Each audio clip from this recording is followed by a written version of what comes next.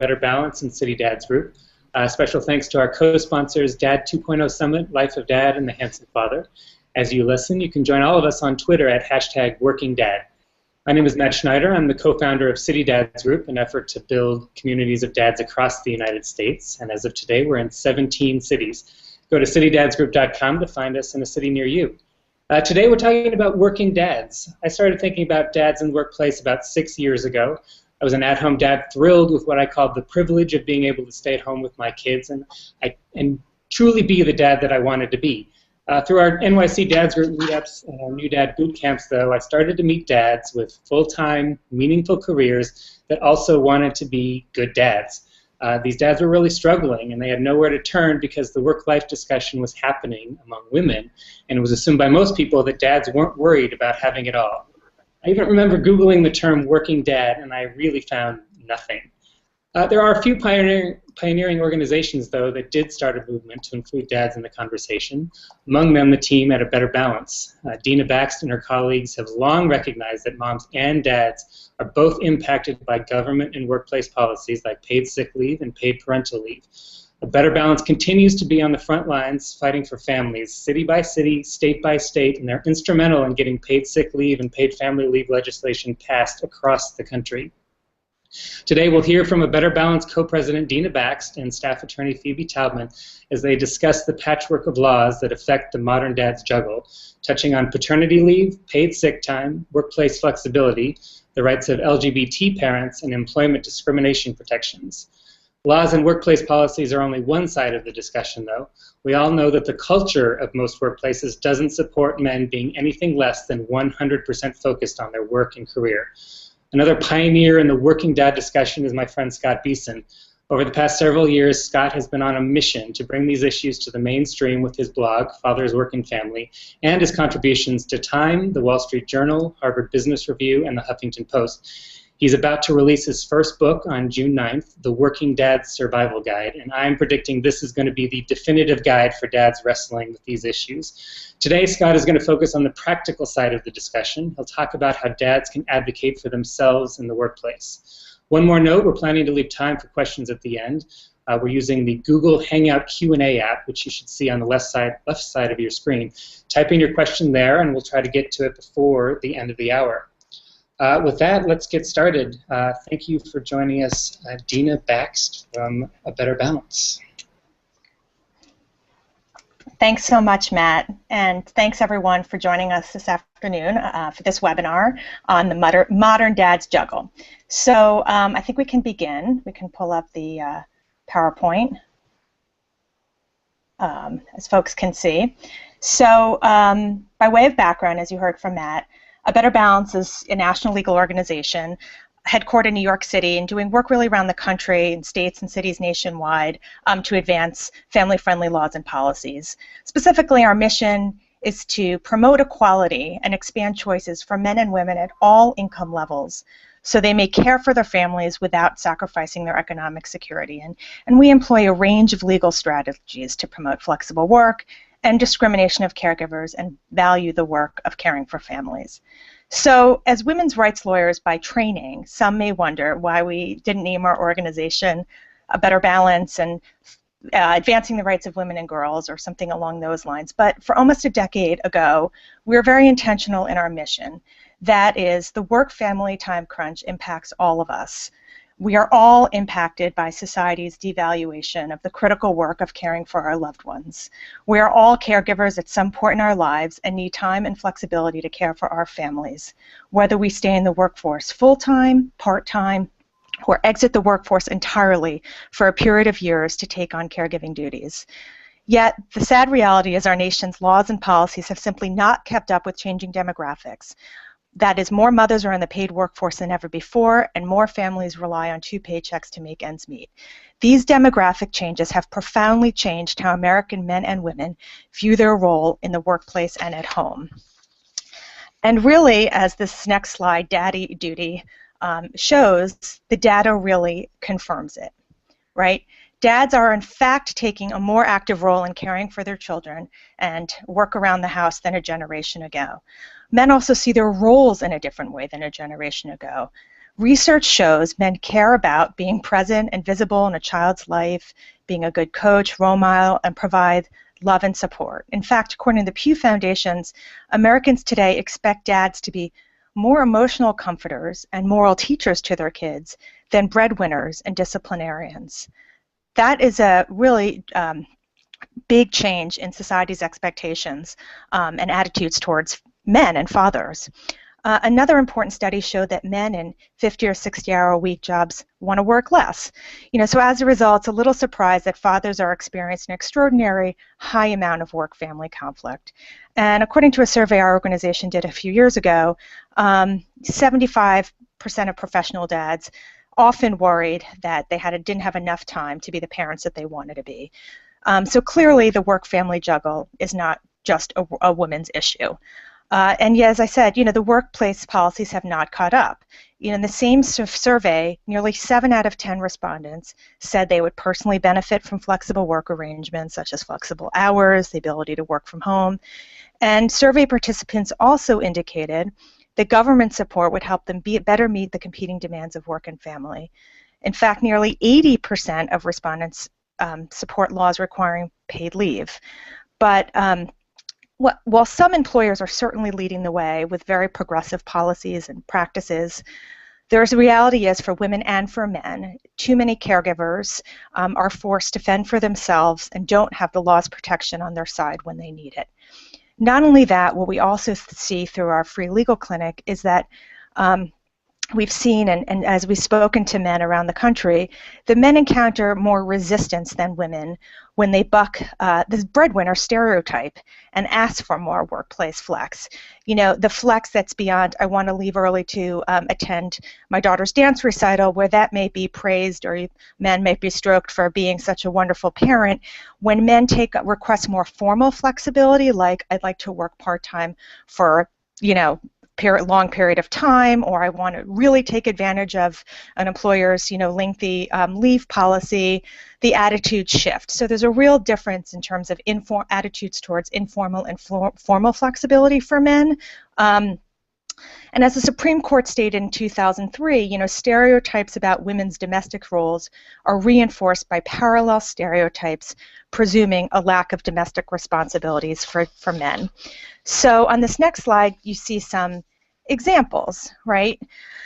The first one is the male state trooper who was denied nurturing leave to care for his new infant and wife who suffered complications from her pregnancy.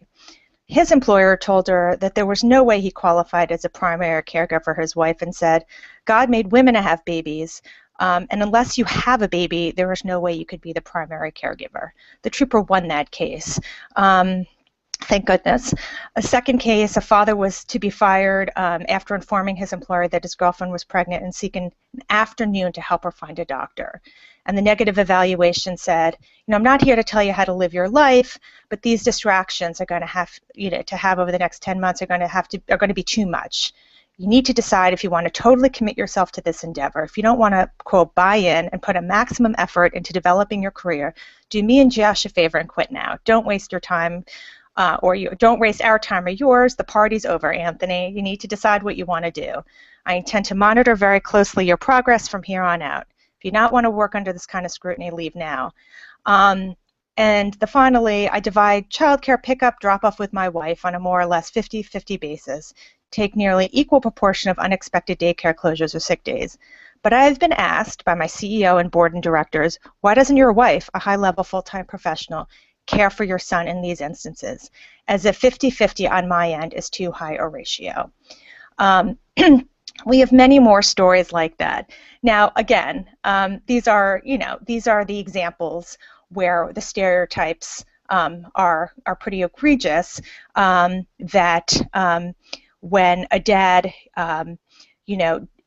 if deviates from the stereotype as father is breadwinner or having any needs outside of their obligations in the workplace, there's negative attitudes. But certainly there are very promising changes and employers that are doing the right thing. So it's not all like this, but we have through our clinics seen a lot of these cases. And what we'll really just talk about is how the law is actually available to help fathers, caregivers, in the situation where you are, encounter stereotypes that end up being harmful and threatening your ability to care for your family, adequately and, violate federal law, because the law says sex discrimination stereotypes against fathers can be used as evidence of unlawful discrimination. And in addition, the law also prohibits unequal treatment of men and women who are similarly situated. So if women are allowed to leave early to pick up their kids from school, the employer should allow a man employee to do the same. So these kind of equal treatment benefits all of us, right? It'll ultimately help women in the workplace, and it'll certainly help men in their role as caregivers. And so I just wanted to highlight for you a resource that A Better Balance has. This is also a book that we've written. We released last year, Babygate, but it's also, we're proud of our new online resource that makes it really easy for folks to be able to quickly navigate and understand how there are protections, their rights by state. So certainly there's a lot of information around pregnancy for women, but the protections by state around FMLA and leave time and sick time, those are gender neutral, and they apply to men and to women, and we do break a lot of these details out for you. And so I would encourage folks who want to understand how these laws vary by state, or to understand the rights in your own state, to go and check out this resource. We will continue to keep that constantly updated. So now I'm going to turn it over to my colleague Phoebe Taubin to talk in more detail about how our nation's leave laws and discrimination protections apply to men, in a little more detail, and to highlight how we're working to expand the law in these areas. I'll then talk for a bit about how the law as it stands can be used to establish flexibility for working dads, and then turn it over to Professor Behson to give us some more practical tips about how to navigate the modern dad's juggle. So Phoebe? Thank you so much. Just doing some of the background here. Paternity leave abroad. This is something I think some people are familiar with, others maybe not so much. The picture is much rosier than here in the US, so just a little background. The United States is one of only 3 countries in the world with no national right to paid maternity leave. And there are 74 countries around the world that guarantee paid parental leave for dads. And in some of those countries, the leave for dads is actually sort of carved out. There's a chunk of that time that it's use it or lose it. If the dads don't use it, the family doesn't get the time at all. So that's true in Sweden, where dads get 60 days at 80% of their pay. And as you can see here on the slide, it's true in Quebec as part of their paternity leave policy. And as a result of those countries' use it or leave it policies, they've actually seen much greater uptake of men taking extensive parental leave. So in Quebec, over half of eligible dads there are taking leave. And in Sweden, men take nearly a quarter of all parental leave that's been allocated to families. And it's for good reason, because as those of you out there with kids know, if you're involved more in the early days when your kids are babies, there's evidence to show you're going to be more invested in the long term, and sort of the confidence that parents get in those early days allows them to be more involved later on. And it can also help women in relationships with a father and a mother to have the woman ultimately see higher wages as a result of the time that her partner or spouse spent at home with children. So paternity leave is a great thing. Here in the US, we could do better. The US has no national legal right to paid maternity or paid maternity leave. Only 12% of private sector workers here in the US have access to paid family leave through their employers. So that means the employer has decided to grant this benefit. As Dina mentioned briefly, and we'll go into a little more detail here, the Family and Medical Leave Act provides up to 12 weeks of unpaid job protected leave per year for fathers and mothers to bond with a new child. There's a couple problems with it, one being that it's unpaid, but another is that it only applies to certain workers in certain workplaces. And more of that nitty-gritty detail is available in our extended PowerPoint that we'll be sending around after the presentation, but sort of shorthand, only slightly more than 40% of workers are excluded. The good news is that states are starting to fill the void. So as you see in these points, there are states that are starting to provide paid family leave through their own state laws. California, New Jersey, Rhode Island, those are the first three. We've been working very hard in New York, A Better Balance has, to try to make New York the very next state to do this. And there are also campaigns in Colorado and Connecticut. So only 3 states have the laws thus far, but we're really hoping to see more and more. In addition, there are states, as I mentioned this next bullet, that have sort of their own state-level version of the Family and Medical Leave Act. So again, it's unpaid, job-protected leave, but maybe it applies to more people because it covers smaller employers. Maybe it covers different relationships. You know, the FMLA, which we go into more detail on our website, has complications regarding LGBT relationships and families because of federal law, and a lot of states don't have those restrictions. So it's good to know what your state offers, and that's why, again, we suggest folks visit our Babygate at a Better Balance page where you can see what your state's laws are. Just going to click to my next slide. So here's a little detail on Family Medical Leave Act. As I said, it guarantees eligible workers up to 12 weeks of unpaid leave during a 12-month period to care for a new child, seriously ill family member, or for their own recovery from serious illness. It has some benefits in addition to preserving your job. You can continue getting health insurance while you're on FMLA. You can take FMLA leave intermittently, which means in smaller chunks of time. So it could be, 12 weeks straight when your baby is born to bond, but it could be that you take smaller increments. If you're doing that because you want to use that time to bond with the baby, the employer has to approve your use of the leave in those smaller chunks. As we'll get into later, if you're doing it because you or a family member has a serious illness, you get to do that without approval from your employer. As I said, you're guaranteed the same or equivalent job upon return with a narrow exception, and the employer can't interfere with or retaliate against you for exercising your rights under the law. So that's sort of the teeth of the law. For those dads who are using FMLA leave, if you're eligible to care for a new child, it does cover not just a biological child, but also adopted children, foster children, stepchild, and those children to whom you're standing, in this Latin term, in loco parentis. So basically, that means you're acting as a parent to the child. And that was really significant interpretation recently about the law that can include an LGBT parent who's raising a child but has no biological or legal relationship to that child. So that's something good to keep in mind. And with regard to adoption, the FMLA would cover time you need to take out of work around the adoption, not just when the child is placed with you. So it could include appearing in court or attending counseling before adoption begins, which is also handy to know. And the FMLA, as I mentioned, is it's a fairly complex law, so you can look for more detail on our website.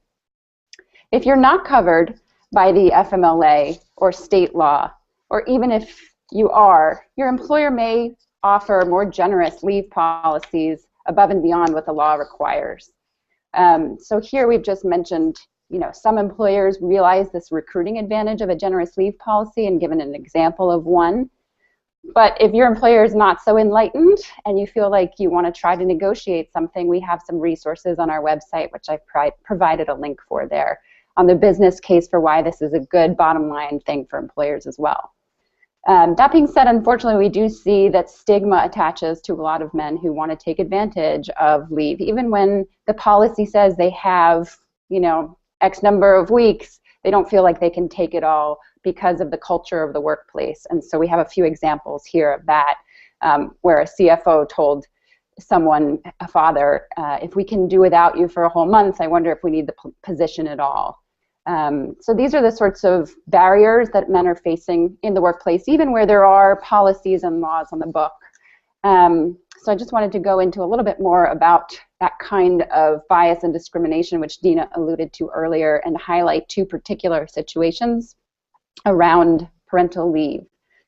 One is this idea of different leave for moms versus dads.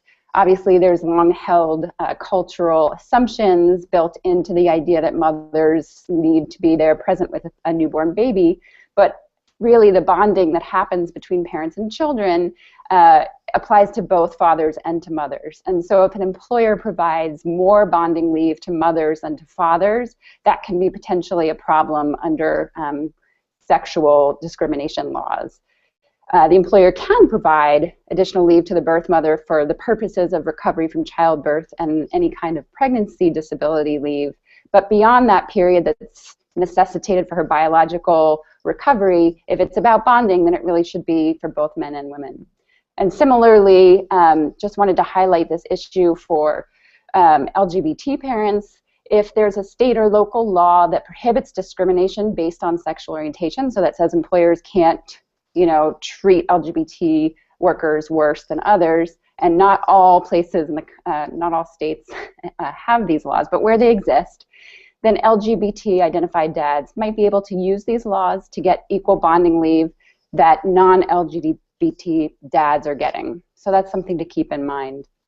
But as I mentioned, more than half of states don't outlaw LGBT employment discrimination, and there's no explicit federal protection right now either. So it's important to keep in mind for those who are living in those states without such protection that just disclosing a relationship and the need to care, for example, for your partner's child, could lead to discrimination in the workplace without a remedy. That gets me to we've moved beyond leave, now we're just talking about discrimination more broadly.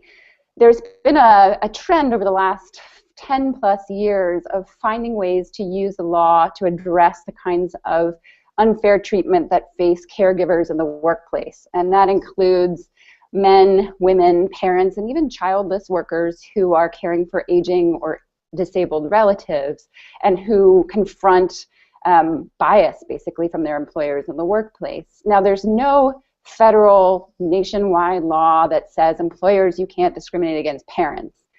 Technically, an employer, if they treat moms and dads equally poorly, then they're probably okay. But lawyers have found ways of using existing law, particularly around sex discrimination, disability discrimination, to try to capture some of these situations. So I just wanted to give you a few examples. The first one is the father of a child with chronic asthma who's passed over for a promotion. The employer assumed the dad would be distracted by the child's condition and unwilling to travel for the new role. Now, those kinds of assumptions based on the disability of the child and the father's relationship to the child, that could be prohibited under disability law and could be actionable. A lot of employers don't realize that that's the case. Similarly, the new dad, the second point, new dad asks for 1 month of paternity leave, and the employer grants the time. It says, I mean, come on, you're not the one giving birth. And then after return, dad wants to be home each night for bedtime, and the employer responds by questioning his dedication and saying, you should really be focused on supporting your family. That is, the stereotype Dina mentioned of man should be breadwinner, not caregiver. And so those kinds of comments and any negative impact on the dad's work as a result, in terms of a demotion or negative evaluations, could be evidence of unlawful discrimination. Now, I did say there's no national law that actually explicitly says you can't discriminate against parents. But more good news, states and localities are filling the gap again. So I just wanted to highlight a few places where these laws are on the books. So for example, in Alaska, they prohibit discrimination at work based on your status as a parent, based on parenthood. Washington, D.C., it's a little broader. They prohibit discrimination in employment based on an employee's family responsibilities. Connecticut employers are not allowed to request or require information from you as an employer applicant about your family plans. Like, oh, I see, that you've been married 5 years. Are you planning on starting a family? Those kinds of questions are not allowed. And federal employees are protected based on their status as a parent. So again, this is, when we talk about patchwork, it's because states and cities are all doing their own thing.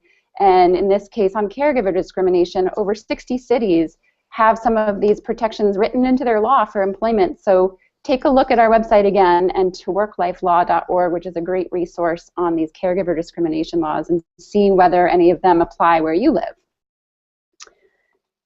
And finally here, before I pass the baton back to my colleague, I just wanted to mention something that's a project of A Better Balance right now, and my colleague Jared, who couldn't be with us today, works on extensively, and that's expanding the definition of caregiver and family within existing laws and with new proposed laws. And this recognizes the truth that family structures are changing, and we don't not all families look the same.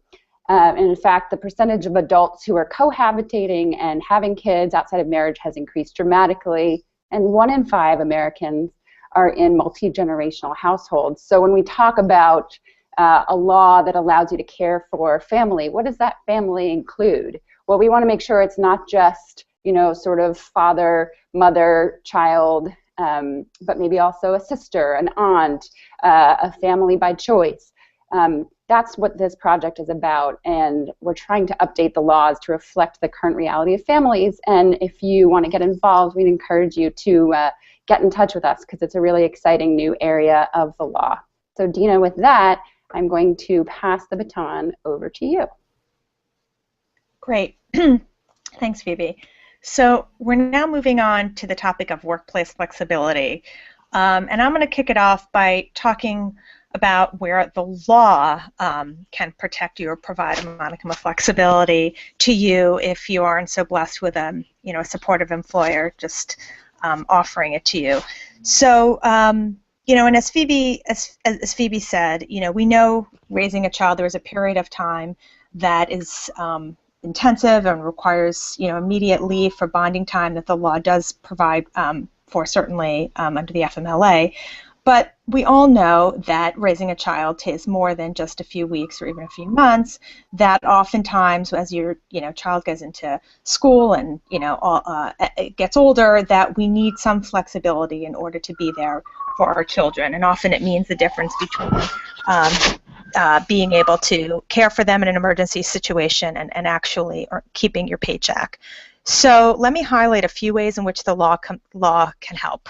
The first one is paid sick days, which, as I said, this is a law that we've been working on in New York and around the country. Just by way of background, 163 countries guarantee paid sick time. Nearly 40% of workers in the U.S. lack a single paid sick days. And among these workers who do have sick time, around 70% cannot use it to care for a sick child. So you see those laws can be limited and makes it very difficult for the parent that gets the phone call that says your kid is sick, somebody needs to come pick them up. Or as I remember, your child needs to stay home 24 hours fever-free. Well, what do you do if you don't have paid sick time in those situations? Thankfully, there is really incredible momentum around the country to advance paid sick time. 3 states and 18 cities now have sick time laws on the books, and of these 21 laws, 15 have passed since 2014. A year more than 9.5 million, a year where more than 9.5 million workers in the U.S. gained the right to paid sick time. That's really incredible, and you'll see here the list of states and cities where paid sick time legislation is in effect. And again, you can search babygate.org, betterbalance.org for more details. I mean, these laws are pretty nuanced, and we would strongly advise that you get more details. Some provide more, depending, they vary by the number of days, etc., and who is covered. So, if you are wondering whether you're covered, one great place to start is our website, babygate.org. And then just briefly, 9 states, as you see here, require employers who provide paid sick time or paid time off to allow employees to use some or all of that time to care for family members. So real briefly, what are some other, quote, workplace flex leave laws? There's a movement, and there are about 13 states and Washington, D.C., have laws that offer varying amounts of time off to parents to attend school-related events, including parent-teacher conferences. Again, what do you do if you work for an employer that doesn't offer any flexibility? We know that the data shows that parental involvement is good for children, positive outcomes, and yet there are mothers and fathers who don't have any flexibility at all. So this movement has been to expand educational leave time, and you'll see the states listed here. Obviously, we need a lot more, but this is an important first step. And then in terms of protection for where we can build upon the FMLA, the Family and Medical Leave Act, both in terms of providing protection for a broader range of activities, and also to cover more people, because as I think Phoebe said earlier, the FMLA only applies where they're in workplaces of 50 or more employees, but we know workers around the country need protection. There are huge numbers of workers who fall outside of the FMLA's protection. So this other movement that's building around the country is around creating fair and flexible workplace policies. I'm sure folks have heard about the movement that has really taken off more so in the last year than ever before. The notion that how can the law be used to promote fair and flexible work? And one of the many different types of issues that are being addressed by these flexible work initiatives are around the right to request. So San Francisco and Vermont allow certain workers the right to request flexible work arrangements without fear of penalty.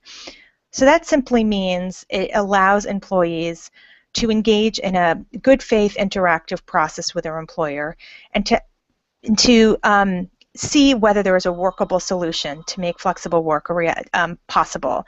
Oftentimes, what we've seen in the UK, where the law is on the book, it does encourage employers to come up with with real flexible work options, and it has expanded the access to workplace flexibility for workers in various places around in Europe, in particular, where these laws are in effect. So that's really one positive step forward where the law can come in and offer some protection. And again, they're not guaranteeing a change in schedule. It's not saying that, but it's encouraging open communication, which is a really critical first step. And employers need to give typically some sort of a business reason for denying the request. Again, not a mandate, but a good faith interactive process, which can be incredibly valuable when you don't have an employer who necessarily will do it on its own.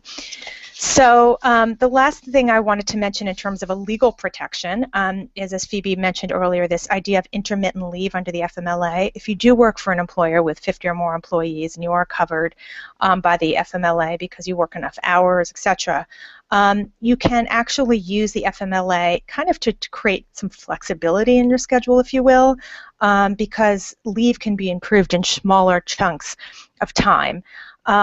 And so for serious illness, no employer approval is required. And when it's not a serious illness, it is. And again, there are detailed regs and information on that we're happy to provide if anybody has any questions. It's quite complicated. But you'll see here as an example, here was a father with a 20-month-old autistic son who sought time to care for his child and attend therapy appointments, and he couldn't find a babysitter to handle his son's special needs. And he asked for leave until his son's old enough, 24 months, to attend a special school. Employer initially said no because autism is, quote, mental and doesn't constitute a medical condition.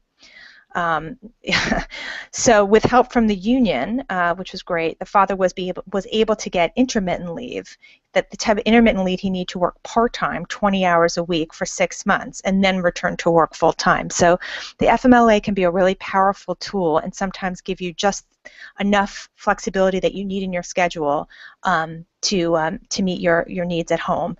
And just as a final note, the FMLA does make it illegal for your employer to interfere with your rights to take leave or retaliate against you for exercising your rights. So again, if those issues crop up or you have any questions, you can reach out to A Better Balance. And just to conclude, we have a free hotline, so you feel free to call us the number listed here with questions. Check out our general website for information about our legislative efforts around the country and other resources, and then babygate.abetterbalance.org for state-specific information about your rights.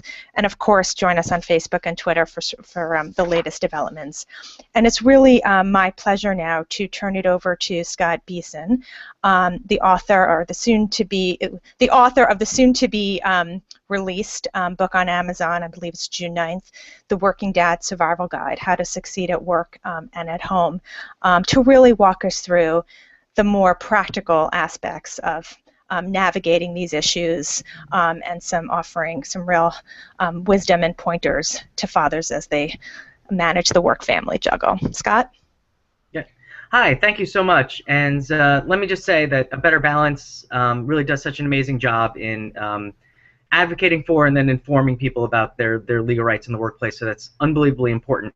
But as I said, beyond the law, the workplace can be difficult to navigate for dads who also want to be very involved fathers. And I'm an involved dad who cares about my career very much as well. And I share care of my son with my wife, who also has a high-pressure, idiosyncratic career. So you know, I feel these pressures very personally, in addition to kind of as a professional advocacy attitude that I have as well. So I just wanted to highlight a couple of things that you know, I think are really important in navigating the workplace, but then I really want to allow there to be time for questions and interaction. So I'm going to be pretty brief in several of the things I want to talk about. Well, the first thing I find that sometimes we dads, we do it to ourselves. You know, because of kind of society's traditional gender norms, sometimes because of workplace cultures, we kind of internalize this sometimes ourselves. And perhaps we, you know, we trap ourselves. We say, oh my God, you know, how can I not work a 60-hour week if everybody else is? Well, you know, you probably can.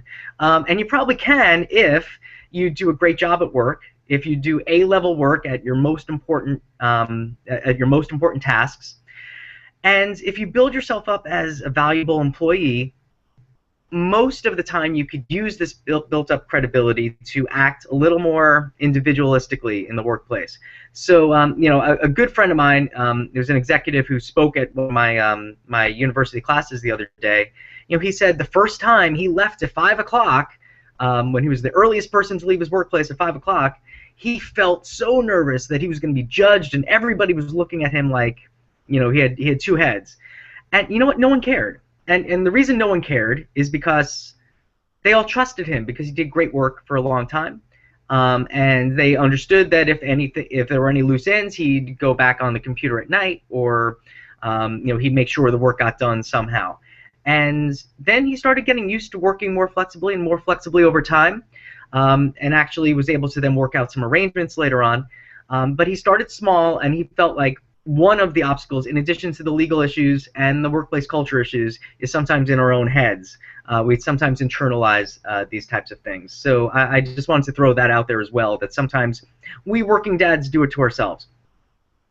But, you know, there's lots of stuff going on here. So in my advice for working dads who want to navigate the workplace, create enough time and flexibility so you can succeed at work but also be a highly involved dad, you know, here's a few pieces of advice. First off, really think through your priorities. What is your priority in terms of career? What is your priority in terms of how involved of a parent you want to be? What's your spouse's career concerns? What's her or his? What's their priorities? And unless you have a real good conversation about this and really think through it, you know, it's hard to get what you want until you know what you want. And I think that's too many of us. We chose a career path right out of college or during college when we're single and don't have all these responsibilities. And perhaps the track that we get on in our early 20s is not the track we need to be on in our mid-30s when we have a spouse and children. But a lot of us don't rethink where we are in terms of our careers and where we want to be. So, you know, that's really a first part of the examination is thinking through your priorities. And secondly, having conversations about that. You know, my wife is a theater actress. I'm a college professor. We both have kind of weird jobs. But I remember the first time my large Italian-American family met my wife, my soon-to-be wife at the time.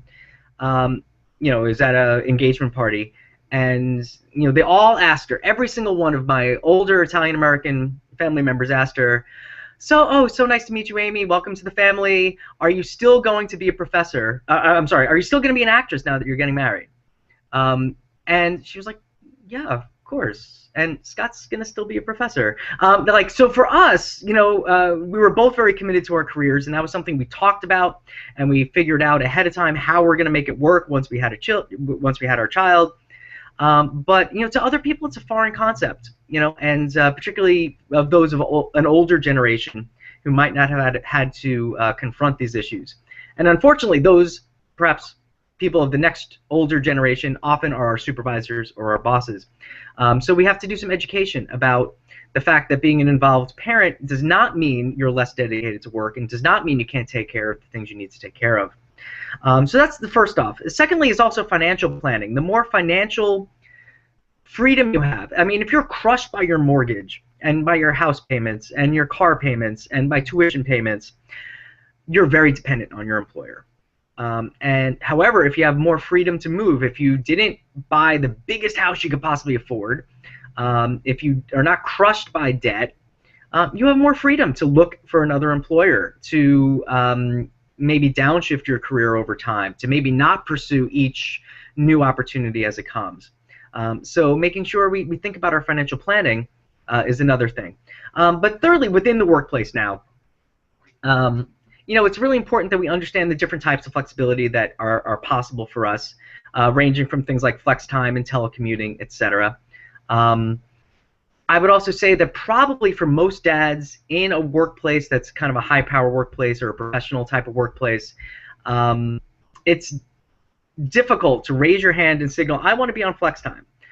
So usually for most of us, a better arrangement is to work out maybe an informal, ad hoc, or part-time telecommuting option, for example.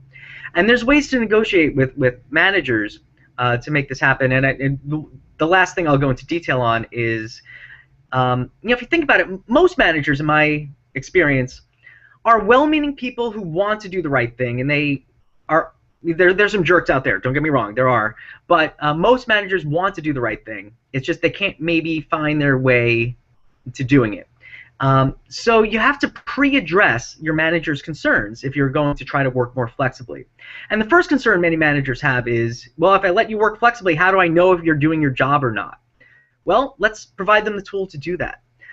So if you're going to work from home 1 or 2 days a week, well, you know, offer that you're going to do, you know, weekly reports of what you've been working on, that you're going to track your time and send your time use to your boss. You can also start this as a trial period. You can also make sure your boss knows that in an emergency situation, tax time for those accountants, you know, when a client really needs something done, there's a big deadline coming up, that you can, you know, you'll be willing to maybe not work flexibly that week. These are things you could do to help your manager feel more at ease with saying yes. You also want to maintain connection to the workplace, and this is why full-time telework is often difficult in a professional organization, because the managers are concerned, and rightly so, that you might not have enough of those informal interactions or be around meetings and bounce ideas off and be able to really be part of a team. So you know, maintaining that connection. And this is where, again, the intermittent use of family medical leave could also play a nice part here. So if you're lucky enough to have an employer that offers paternity leave, say they offer 2 weeks paid paternity leave, take the 2 weeks. Then apply for family medical leave, where you're taking 1 or 2 days off over the next several months. This is a way that you can have time to be a parent in the early days of your child, but you don't have this large separation from the workplace. So you're not out of sight, out of mind. You're not, managers aren't saying, well, I can't rely on this person because I don't see them, or they're not dedicated enough because they're not there. Where your work team is not like, where is this person? So sometimes maintaining that connection but still getting some of the flexibility and the time off are ways to go about it. Now, these are less than ideal. In an ideal world, we'd have, you know, Iceland's level paternity leave. And in an ideal world, we'd all have these fabulous employers who all get it. But we don't live in that world. So to some degree, we need to understand our situation, understand what our boss's attitudes are, understand what our corporate cultures are, and do what we can within those constraints to build up more flexibility and build more time for life. And there's many different ways perhaps to do that. We also need to advocate for change. And I think if mine and Matt generation, our generation of dads don't start making change happen, change isn't going to happen. So if you need to leave early one day, you don't have to advertise about it. You don't have to say, hey, I'm leaving early to take care of my son. Just go. Don't apologize for it either. If somebody asks you about it, tell them. If not, you're good at your work, go. Take the flexibility you need. One thing that has gotten me pretty far in life is I like to ask for forgiveness afterwards instead of permission before in some cases. And I think in a lot of professional workplaces, sometimes if we take the initiative to make sure that, listen, my team knows that I'm leaving to go coach Little League, but they know that I'll make up the work. They know that I've worked through lunch to be able to make this happen. There's things we could do within our workplace constraints again in order to make this happen. And we need to make this happen. So I wouldn't hide the fact that we're involved dads. I don't know if you need to broadcast it to the to the highest level either, but if the people who work with you and the people who work for you, for those of you who are managers, see that you take your family responsibilities seriously, you talk about your family at work, and they see you at least occasionally accommodating your work schedule to your family schedule, you're starting to move that organizational culture. You're starting to change that workplace dynamic. And that's something I think we have a responsibility to do. Those of us who have the freedom in work, the autonomy in our work time, and have built up the credibility so we're not scared for our jobs, we need to take on this responsibility, to help the other dads who come after us or are working with us. So with that, let me just stop there. I think I covered a lot of ground in a somewhat haphazard way, but I'd like to hear from some of the Q&A, and if there's any other issues that maybe some of the other people on the panel or Matt wants to present or talk about, I'm happy to leave that time. So let's hear from you, my fellow working dads. What do you have to say? Do I need to vamp? We're accepting questions with that Q&A button that you should be able to see on your Google Hangout screen. While we're waiting, Scott, I do have a question for you. The economy is improving by lots of different markers. Things are getting better.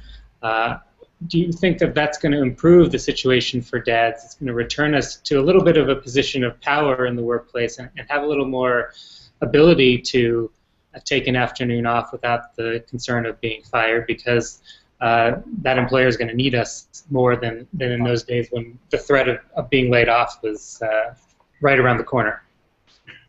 Yes, the short answer is yes, and I've talked to executives in human resources and in other places where they're very mindful of the fact that their turnover rates are creeping up, and in workplaces that require the killer hours, the 50, 60, 70-hour weeks, they're seeing higher turnover as people are having more alternatives. And so the executives get it. I'm not sure the day-to-day line managers always get it, but the executives understand the cost of turnover. The frontline supervisor just sees their good person not there on Thursday. But the top executives see the costs of needing to attract and retain the quality workforce. So to some degree, I think this is going to help. The better economy will help the situation. It gives us, again, a little more negotiating power, as you said. But secondly, I think it's eventually going to trickle down where organizational leaders and managers are going to start understanding, hey, if I lose a good employee, that costs me much more than being a little bit accommodating in the short term. And I think that's the mindset that really needs to change. Great. Dina, I wanted to ask you, every time I look at a screen, at the TV news about these issues coming up, something like paid family leave or paid sick leave, it's a group of women senators or women from the House of Representatives that are advocating for these changes. Is that intentional because they're excluding men from the camera opportunities, or are there really no men in the Senate or the House of Representatives or local legislatures that are advocating for these changes?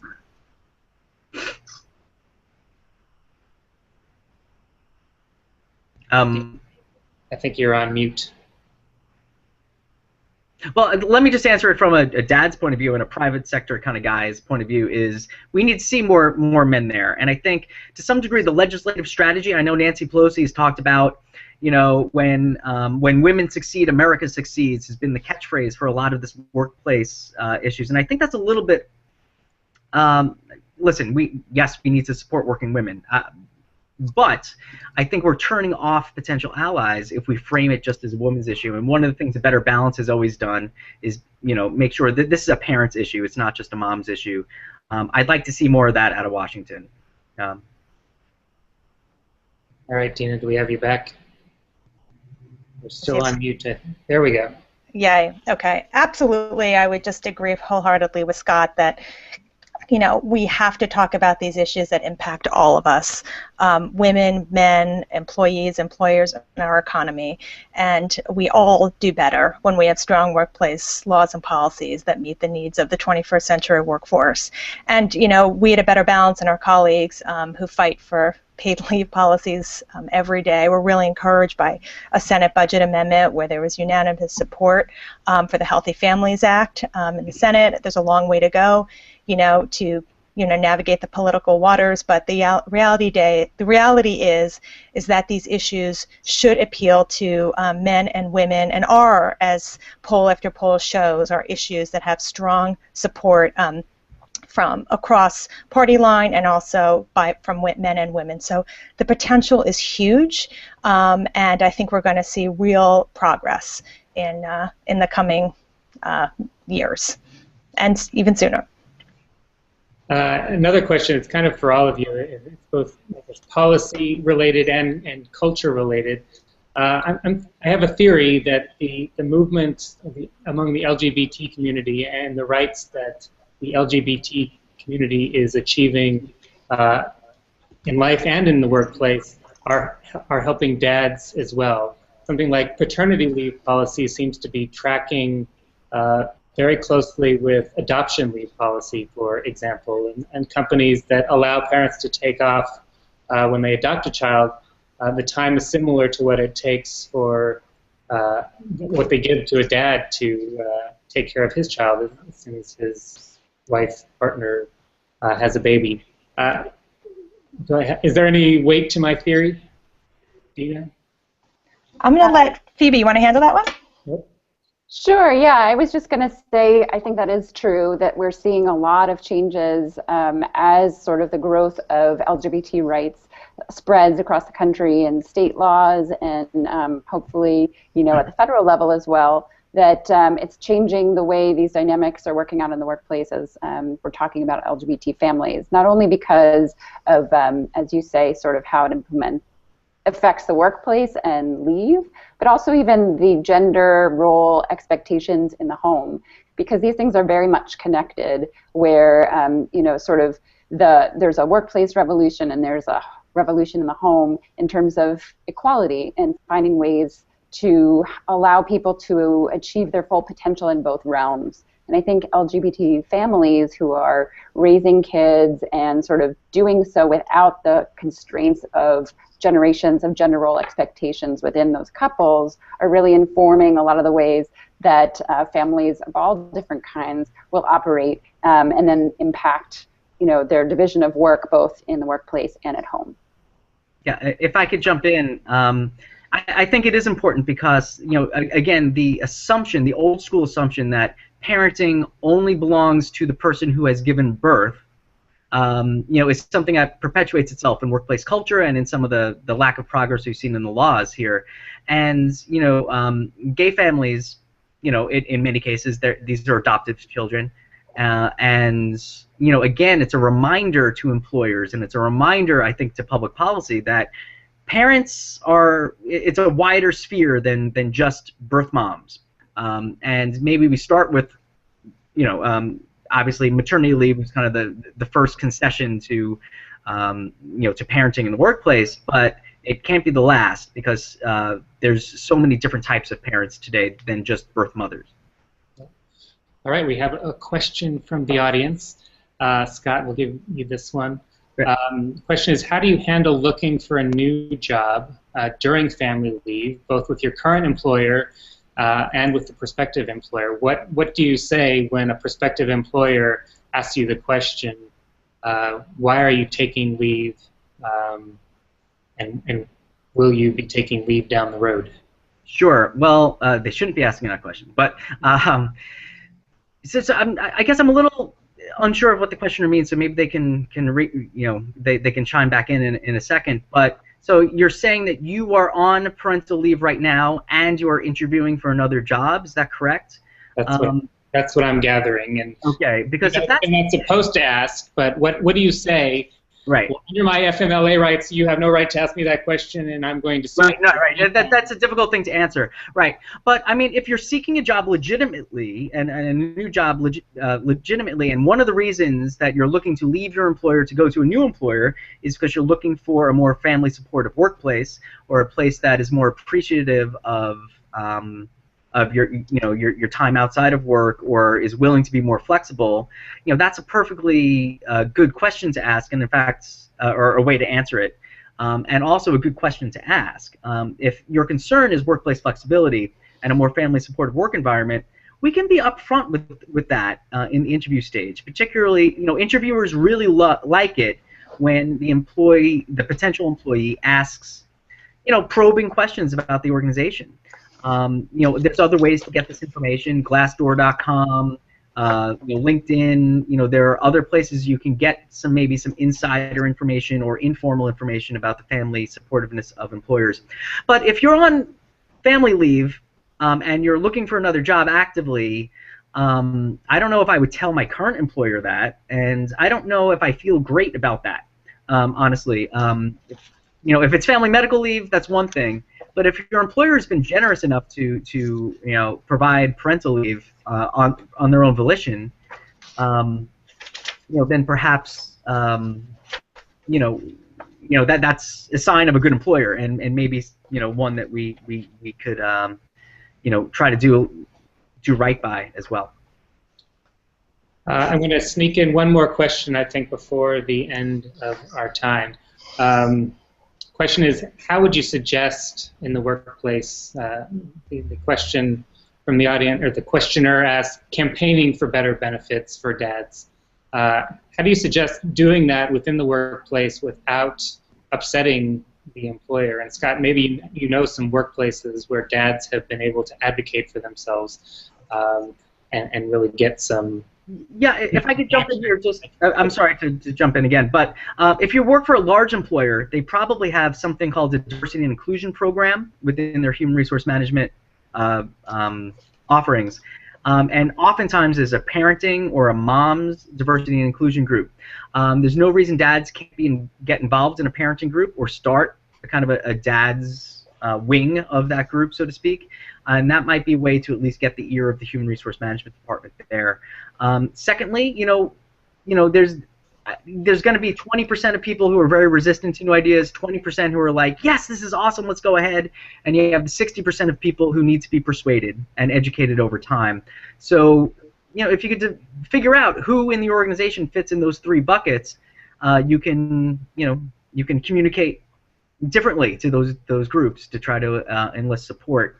But again, if you're in a good position, if you have a lot of job security, if people know you're a rock star and you work really well, you can be brave and go out there. I know it's sometimes scary, but depending on your situation, maybe you could be a little pushy for things that you believe in. Well, and let me just say, I think the impact that that has on the other fathers in the workplace is strong. When a father who is in a position of authority or who is respected by an organization steps up and says, I'm going to prioritize my family. I'm still going to be a great employee. I'm still going to commit myself to this workplace, but I'm also going to coach my son's baseball team, or I'm going to take my kids to the pediatrician, or I'm going to take the morning off to go to swimming class. That sends a strong message to other people in the organization and people coming up, both men and women, to say that this is an organization where you can succeed in the workplace and still value your time with your family. All right. Yeah. Yes. Yeah, I was just going to wrap up. If you can hear me, can you hear me? Yes. Okay, great. I was just going to add, on a very individual basis, just to build on Scott's point, that obviously you want to be armed with information when you do make your case to your boss about why a flexible work arrangement is not only good for you, but is also good for your employer's bottom line. And really do your research, do your homework, ask around, and so you will be in a much better position if you have a very smart, tailored proposal. And I would also just remember that connecting this to the broader movement, that these are not individual problems solely to be solved on our own, that these are systemic problems that require systemic solutions, which why A Better Balance is really hoping that we can engage folks in this broader movement for change and to folks to share their story and to step out of their own workplaces and also think about how that we can make the workplace better for all women, men, and families. Thank you. And with that, we will end. Thank you so much to Dina and Phoebe and the team at A Better Balance for partnering with us on this. Thank you, Matt and Scott. You can find them at abetterbalance.org, and thanks to Scott Behson. You can find him at fathersworkandfamily.com, and his new book will be available on June 9th and available for pre-order very soon. Thanks also to our friends and co-sponsors at Dad 2.0 Summit, Life of Dad, and The Handsome Father. Finally, thank you all for joining us. I'm Matt Schneider from City Dads Group, and you can find us and the links to everybody we've talked to at citydadsgroup.com. Thank you all. Thanks. Thank you. Thank you.